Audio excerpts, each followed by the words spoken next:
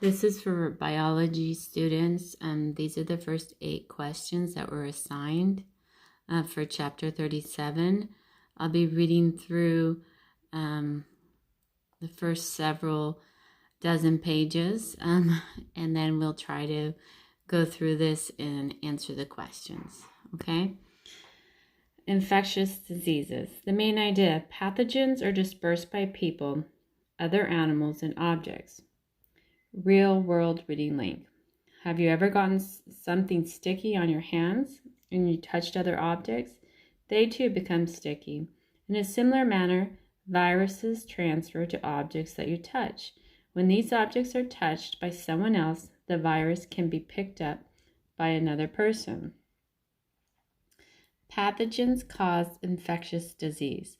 What do a cold and athlete's foot have in common? They are both examples of an infectious disease.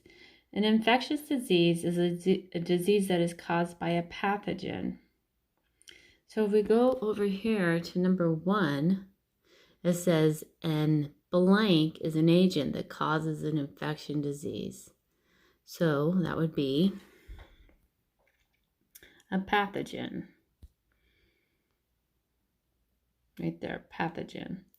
It's passed from one organism to another, disrupting homeostasis in the organism's body. Agents called pathogens are the cause of infectious diseases, and some but not all types of bacteria, viruses, protozoans, fungi, and parasites are pathogens. Many types of these organisms are present in the world around us without causing infectious diseases. Your body benefits from organisms, and let me scroll down. I lost my place. Your body benefits from organisms such as certain types of bacteria and protozoans that normally live in your intestinal and reproductive tracts. Other bacteria live on your skin, especially in shafts of your hair follicles. These organisms keep pathogens from thriving and multiplying on your body. Germ theory and Koch experiments. Before the invention of the microscope, people thought something passed from a sick person to a well person to cause an illness. Then scientists discovered microorganisms, and Louis Pasteur demonstrated that microorganisms from the air are able to grow in nutrient solutions.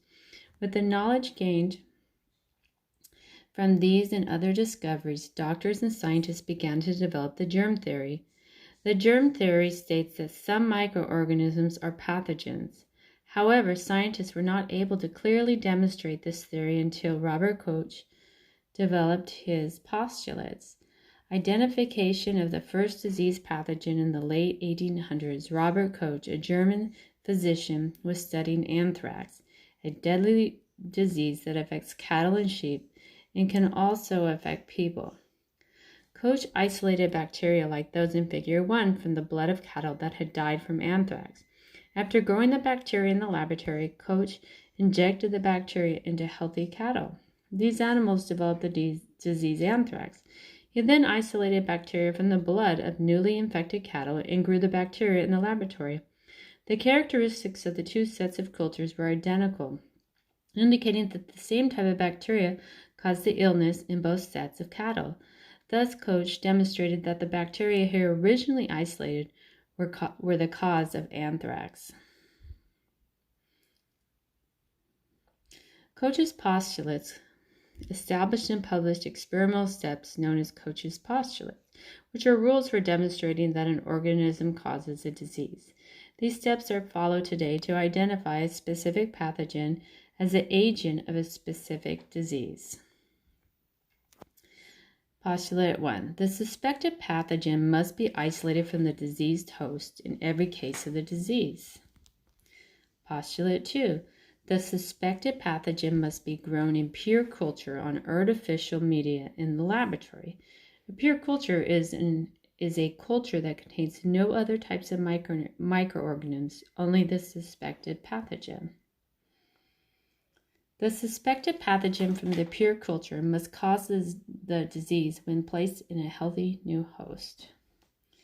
Postulate 4. The suspected pathogen must be isolated from the new host, grown again in pure culture, and shown to have the same characteristics as the original pathogen.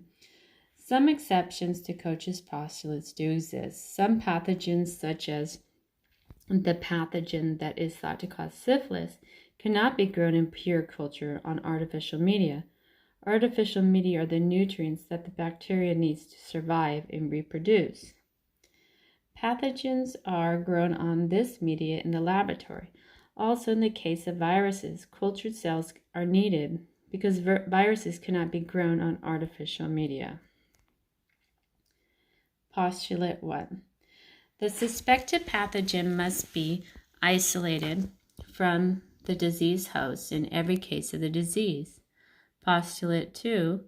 The suspected pathogen must be grown in pure culture on artificial media in the laboratory. Postulate 3. The suspected pathogen from the pure culture must cause the same disease when placed in a healthy new host.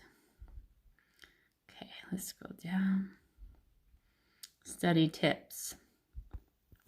We're going to skip some of that. Okay. Scroll down a little bit here. Spread of disease. Of the large number of microorganisms that coexist with humans, only a few cause disease. The pathogens vary as much as the diseases themselves. Some might cause mild diseases, such as the common cold. Others cause serious diseases, such as meningitis, an infection of the covering of the brain and spinal cord. For a pathogen to spread, it must have both a reservoir and a way to spread. A disease reservoir is the source of the pathogen in the environment. So, if we look at number 3, a source of disease organism is called a reservoir. Okay? Right there, reservoir. Ah, no.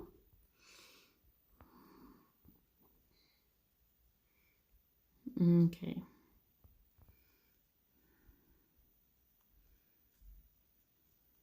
Where did it go? Yeah, hopefully we're not too far off.